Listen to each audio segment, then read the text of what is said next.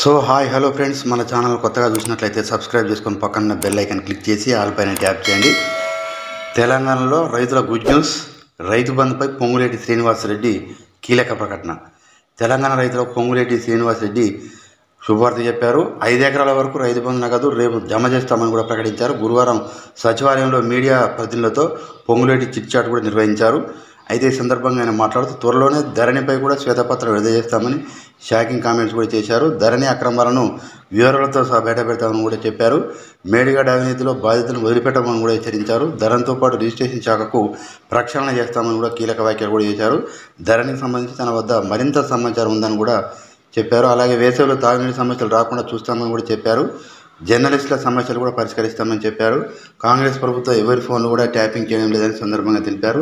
తెలంగాణలో 14 పైగా ఎంపీ సీట్లు ఈజీగా గెలుస్తామని కూడా ధీమా వ్యక్తం చేశారు. దాంతోపాటు తెలంగాణలో రైతు బంధు 5 ఎకరాల వరకు జమ చేస్తామని కూడా తెలియజేయడం జరిగింది. సో ఇలాంటి లేటెస్ట్ న్యూస్ మీకు రావాలంటే సబ్స్క్రైబ్ చేసుకొని పక్కన బెల్ ఐకాన్ క్లిక్ చేసి ఆల్ పైన ట్యాప్ చేయండి.